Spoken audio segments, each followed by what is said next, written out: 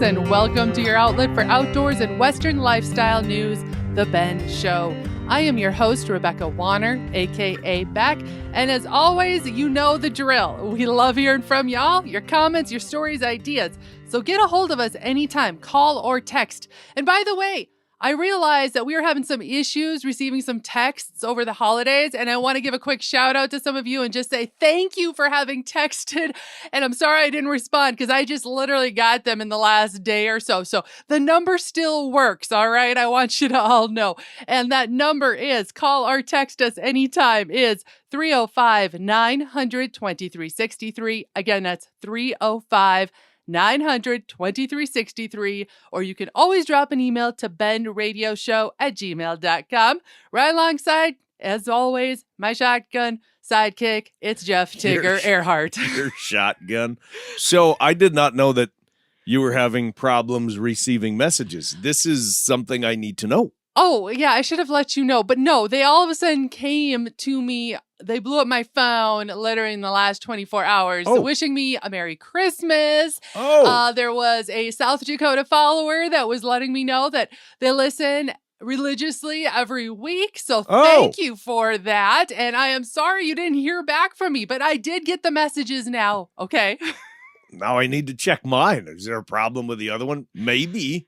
Could be. Well, hopefully, as far as I could tell, I've got it fixed. Okay, so, perfect. Rolling into the new year, we never talked about how we spent our New Year's, Tigger, and I think a lot of folks would find this fascinating. This has become a tradition for Tigger and I, and that is the Leather and Lace Rodeo held up in Watford City, North Dakota. This is a New Year's rodeo like no others, in case you did not know this.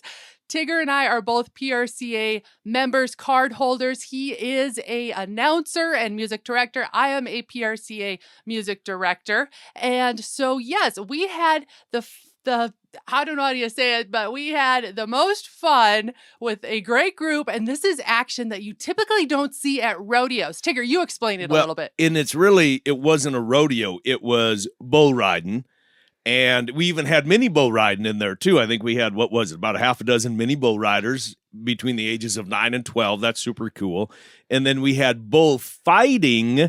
That was at the end. We had a half a dozen really, really, really good fighters from North Dakota, South Dakota, Montana, Idaho. Congratulations to Jamie Mullins, by the way, who won it again.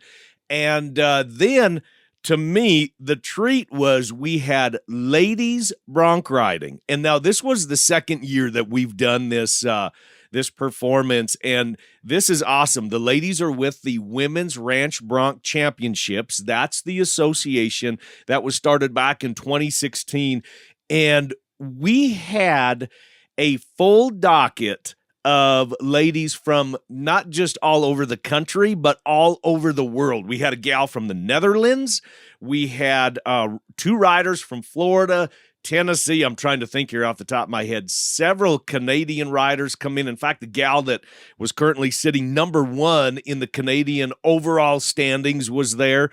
The gal who was number 1 in the USA standings was there. And you want to talk about lighting this thing up. I mean, there we call it leather and lace for a good reason, right? I mean, there was hats flying and hair flying, and these gals can cowboy. And let us be put this way, too. When he said that we had a full docket, we had 19 ladies. Think about that. 19 gals flying in from all over the country. And had to turn some away. We had to turn some away. Exactly. We had to cut it off and turn them away. And these are some of the punchiest gals that I think you and I have ever met. I always consider myself punchy, but wow, these gals, they brought it. And it was fun to sit and visit with them. One of the gals, we were able to have supper with her. And it was just fun to find out how they've just gotten after this and they are doing well. And you need to, those people that maybe you're on a rodeo committee somewhere or you're on an event committee, I highly recommend It's Women's Ranch Bronc Championships. The website is womensranchbronc.com. Check it out. And yeah, I mean, these gals are punchy, but they are super, super, super nice. They are tremendous ambassadors of the sport and a Western way of life. And in all my years of announcing, and I believe this is year like 24 or something like that I've been announcing, I have never had somebody come up and thank me for announcing the rodeo. I have never had a contestant do that at all the rodeos. And before we even started, it was kind of obvious that, Beck and I, that we were in charge, right? That I was the announcer and you were running the tunes and doing the music. And I had one of the gals come up and just say, thank you. Thank you for being here and announcing and putting this on. And I thought, wow. I mean, that made my night that somebody just actually thanked us for what we do. Normally we get chewed out if something doesn't work right. I am so excited for this group of ladies. And on top of that, if you're wondering and you're sitting here going, well, what kind of Broncs were they riding? I wish I was able to show you the photos. I don't have the legals on them to share some of the photos from the event. Awesome. Holy moly. I mean, some of the air that these Broncs caught, it was unbelievable. You would have thought you were watching, a different gender and a whole different ball game, because these Broncs were flying and these gals were riding. And they ranged in ages from, I believe it was 20 up to pert near 40. And from all kinds of different backgrounds. Some of these gals do rodeo. Some of them train horses. One gal, I know she was a Phi Ed teacher and just started doing this because she thought it would be fun. So yeah, highly recommended. I'll give the website one more time. It's women's plural, womensranchbronc.com. Check it out. Yeah, 2 thumbs up from Tigger and Beck. All right, let's roll into some news, and it kind of is fitting because since the new year, both Tigger and I have been battling the crud. Yes, cold. Everybody has. Right after Christmas, how many of you ended up sick for a week? Well, I was sick for a week there. I was not feeling so good. Tigger's still recovering. You might hear a little bit of it in his voice. Well, I thought this was interesting. The Centers for Disease Control, the CDC, says the flu, the common cold, and the COVID-19 levels are extremely high right now across North America. Some people are waiting 24 hours just for a hospital bed. Again? I know. And then according to the Daily Record, they say doctors are recommending adding specific foods and spices to your diet, just to kind of strengthen your immune system against the current flu and cold outbreak that we have. So I thought I would share that with you. And the foods and spices include carrots, sun-exposed mushrooms, broccoli, walnuts, barley grains. None of that sounds very fun. Garlic, that is Garlic's raw. okay, but none of that other stuff sounds really fun. Is like turmeric. Chai seeds, excuse me. Tigger's scrunching up his face. None of that sounds even fun. I'd rather just get sick and eat a steak. Well, these foods are rich in nutrients like vitamins A, D, C, E, B6, and B12. We all know those are essential for your immune health. So if you're not a fan of those foods, you might want to just make sure you're incorporating some of those vitamins right around this time of year and getting yourself a little bit of sunshine if you can. All right, crew, we have a lot of news and news that you're going to actually really want to hear coming up in this next part. So we're going to take a short break. Stay where you are. You're listening to The Ben Show.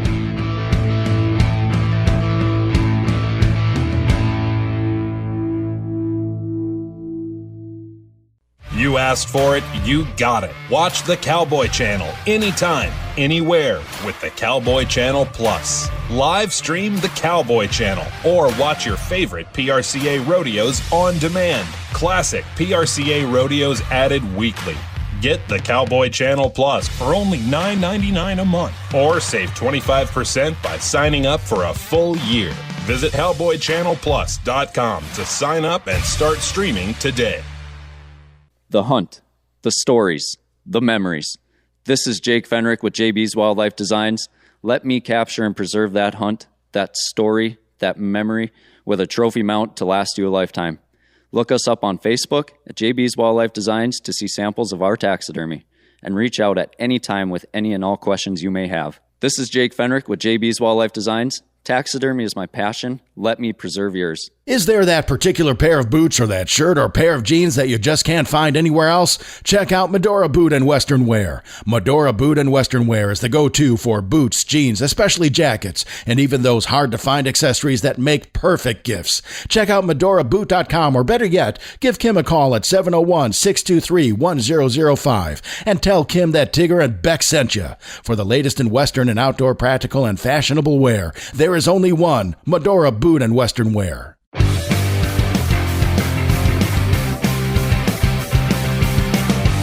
Welcome back to The Ben Show, your outlet for outdoors and Western lifestyle. I am your host, Rebecca Wanner, a.k.a. Beck. Right along shotgun, my co-host, Jeff Tigger Erhardt. As I mentioned before break, I had some news that I felt everyone would really want to hear. And here we go with it. The first one out the gate regards New York's pheasant stalking program facing threat and what it means for bird hunters. Listen to this. According to the New York Times and Outdoor Life, New York's pheasant stalking program, which provides hunting opportunities by releasing pen-raised birds, is under threat by a proposed bill from the Assembly member Linda B. Rosenthal. The program aims to give hunters the chance to chase pheasants as wild bird populations have drastically declined due to habitat loss in states like New York. Despite the argument that releasing these birds is state-sponsored cruelty, that's the key there. The program is essential for maintaining hunting activities in the state. Without it, pheasant hunting in New York could cease to exist. Though critics argue that pen-raised birds is too easy, the program provides a crucial starting point for new hunters and young people. It also serves as a gateway to fostering future wildlife advocates. However, opponents, including animal welfare groups, push for an end to the practice, claiming it's not in line with ethical hunting standards, hence where they are saying the words state-sponsored cruelty. The state's Department of Environmental Conservation, the DEC, states that the program is necessary for creating hunting opportunities, especially for beginners. If the bill passes, it could significantly reduce hunting participation in New York, affecting conservation efforts and funding for habitat restoration. If other states follow suit, it would be a setback for bird hunters nationwide. Here are my thoughts. Ultimately, think about this. This could lead to fewer hunting opportunities on a grander scale, especially in these states that have large metropolitan areas, as fewer hunting opportunities could lead to fewer hunting advocates to protect our current hunting rights. I just want everyone to kind of think about this. Somebody bringing this up and trying to use words like state-sponsored cruelty when they're talking about stalking programs, our pheasant stalking programs, as an example. So I just wanted to bring this to light because I find it concerning, personally, as a hunter myself. I was listening very attentively of what you were saying about this, and here's just going to be my rebuttal, the long and the short of it. If we want more pheasants, and we talk with people all over the world, and everybody is jealous of where we live because we have tons of pheasants, right? Other areas would like them. How in the world are you going to get them if we don't raise them, right? Exactly. So, it's wildlife conservation. I mean, we have to raise them in the first darn place. And there is studies, I understand, that they say that pen-raised birds will not recreate wild populations. However, it comes back to a lot of our rights when you think about hunting and such, and able to enjoy and learn about conservation. This is kind of a hot topic, especially for those areas in the northeast part of the United States where pheasant populations are not as grand as they are, say, in the Dakotas. I would love to hear from those of you that live up in New York, Pennsylvania, for example. What are your thoughts on this proposed bill? Let us know. Like always, send an email to bendradioshow@gmail.com or shoot me a text or give me a call at 305-900-2363. Changing gears, we head west to Colorado now, where ranchers in Grand County, Colorado are facing severe financial losses due to the ongoing attacks by gray wolves, and they are now asking Colorado Parks and Wildlife, the CPW, for $582,000 in compensation. This request submitted at the end of December, is well beyond the state's $350,000 Wolf Depreciation Compensation Fund, which is intended to cover all claims for livestock losses caused by predators. If approved, the ranchers' claim would deplete the fund, leaving the state with no resources to cover future losses. The claim comes from just 3 ranchers, but it reflects the growing challenges faced by those living in rural areas where wolves were reintroduced under a voter-approved program. These ranchers say the damage extends far beyond the confirmed wolf kills. They are claiming compensation for missing livestock, cattle sent to market underweight, and lower conception rates in affected herds, which they attribute to stress caused by the constant threat of wolf attacks. The Copper Creek Wolf Pack, responsible for many of these incidences, was reintroduced by CPW, and the pack's presence has been devastating to local ranching operations. Despite multiple requests from ranchers to remove the wolves, the CPW opted instead to relocate them. With these mounting pressures, ranchers are now calling on CPW to pause the wolf reintroduction program. This plea follows months of escalating wolf attacks and frustration with how CPW has managed the situation. Colorado ranchers argue that the state has prioritized wolves over their livelihoods of local agricultural families, putting their businesses at risk. Tensions are high, and the state's wildlife commissioners were set to meet on January 8th. However, we have not heard yet the official resolution from that meeting. Just note that this decision could determine the future of wolf reintroduction in Colorado and whether ranchers will be forced to continue bearing the brunt of its consequences. You know, Colorado isn't the only state that's dealing with this. There are many, many other states that are dealing with this. It's just Colorado has kind of, the cream has risen to the top. They're the ones that have been making the headlines.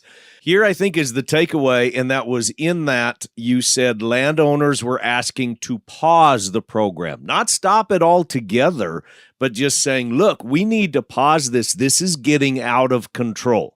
And I think that's the key thing right there. I mean, everybody's going to say, yeah, you're going to side with the ranchers. I'm trying to just be open here, but saying, look at the landowners are saying, look, you don't got to stop the program, but we need to pause it right now because it is out of control. It's not something that we wanted. And now it's things are, I mean, the financial losses are devastating. And again, Colorado isn't the only state that's dealing with them. There's a lot of other ones. I agree. There needs to be collaboration. They need to work together. 100%. And when you start affecting people's livelihoods, 100%. And when you think about that, this was only 3 ranches. There's more on the docket, but only 3 ranches alone had already came up with $582,000 in damages. Exactly. So I hope they can band together. We are going to stay on top of this story as well. All right, crew, this week's show is all about the news, and we've got more for you when we come back from this short break. You're listening to The Ben Show.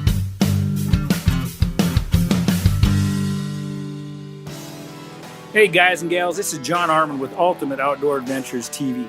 Ultimate Outdoor Adventures TV travels the back roads to the backwaters in pursuit of the ultimate adventure in hunting and fishing. Join Team UOA every week for exciting action in the crosshairs of the outdoors. Catch Ultimate Outdoor Adventures TV on YouTube, Amazon Prime, and make sure to follow Team UOA on Facebook and Instagram to share in the ultimate outdoor adventure. This is Beck. First, I appreciate all of you for listening and making The Bend part of your week. Many of you have asked, how do I catch past episodes? The answer is super easy. Head to thebendshow.com and click on the Shows tab. There you can listen to every episode all the way back to episode 1. Podcasters, head to your favorite podcasting app and search The Bend. You'll find us. Be sure to follow and subscribe and never miss another episode again. ranchchannel.com. I'll give you just a few seconds to head there on your phone. ranchchannel.com, your farm and ranch network on demand. Bull sales, western events, product information, right at your fingertips on the ultimate cowboy-friendly platform. Want to follow up-to-date markets? ranchchannel.com. No need to dig for information on all these different websites. It's all right there on ranchchannel.com. Y'all are loving it now, aren't you? Welcome back to your outlet for outdoors and Western lifestyle news. The Ben Show. I am your host, Rebecca Wanner, a.k.a. Beck. Riding along shotgun, my co-host, Jeff Tigger Erhardt. Now, Tigger, listen to this one. You are the angler in our household. So I have a feeling once you hear about this, we're going to be making a trip to the Pacific Northwest. Listen up. Last year, one angler in the Pacific Northwest shattered records by earning $164,260 in the Northern Pike Minnow Sport Reward Program. This program, which pays recreational anglers to remove predatory northern pike minnow from the Columbia and the Snake Rivers, saw a record payout in 2024. The top angler caught 16,150 fish between May and September of last year, setting a new payout record.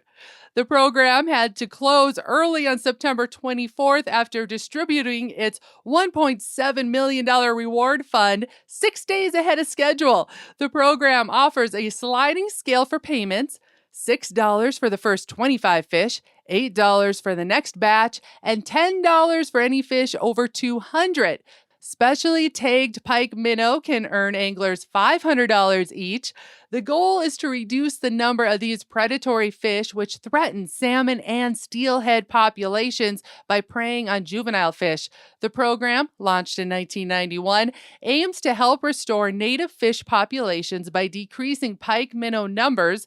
Increased participation and better fishing conditions contribute to this record-breaking year, with every top 20 angler earning at least $24,000. For just catching little pike minnows. Yes, northern pike minnows. So that's okay. I know. Are you intrigued now? For some reason, I feel like I could see you saying, "Beck, we're going on a trip up to, up to the Pacific Northwest, the Columbia Snake Rivers, and we're going to go fishing." I've always wanted to fish the Columbia Snake Rivers, by the way.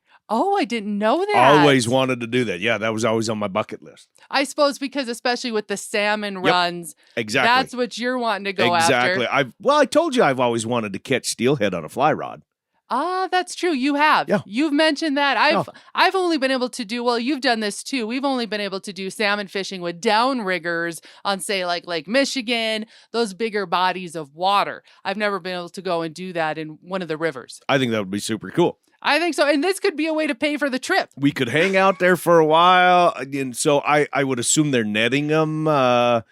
I didn't look into how they're catching it. Sorry. But to be able to, the one guy, what did you say, 16,000 little minnows, and he got $167,000, something like that, you said? $164,250. Not a bad payout. Not a bad payout from, you said, May to September. That's not a bad deal. I would imagine he's got probably a little elaborate system to catch said minnows. I would think he does. I know some of you are maybe looking at your career opportunities right now and going, I could make that kind of money in that short a window. Maybe I need to book a vacation or plan a new career. Well, this is what's intriguing, though, is, some people, in this situation, they're seeing the northern pike as a predatory fish, right? And they want it out. You go to other places, and that northern pike is a prize fish. The same thing goes with catfish. Where we are at, where we live, catfish are not sought after. I mean, they are considered a garbage fish. There's,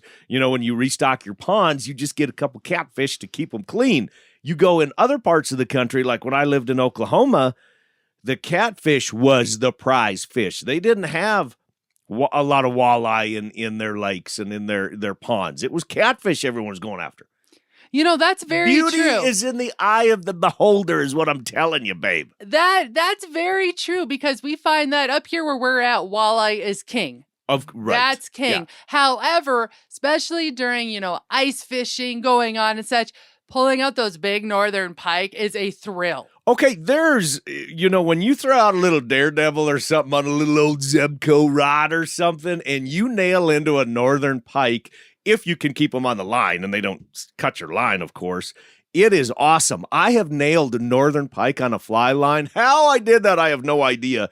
But It is awesome. I mean, if you can deal with the slime that's on them and all that, I mean, northern pike are a fun fish to catch. And then what's funny is, like Tigger said, where we're at, you will not find anybody eating catfish. They'll look at you like you're crazy. They're not but found. Then every year we end up going down south, especially say we go to Louisiana, we go down south, and we find ourselves ordering the catfish fingers as an appetizer. You darn right. You darn right. And it tastes just as good as walleye. All right, I have to admit, after all this talk about fishing, all right, I know what I'm doing as soon as we wrap this show. I am going to go in the deep freezer, pull out some of that walleye that we caught this last summer, get it thawed, and tomorrow we are having a fish fry here in the cabin.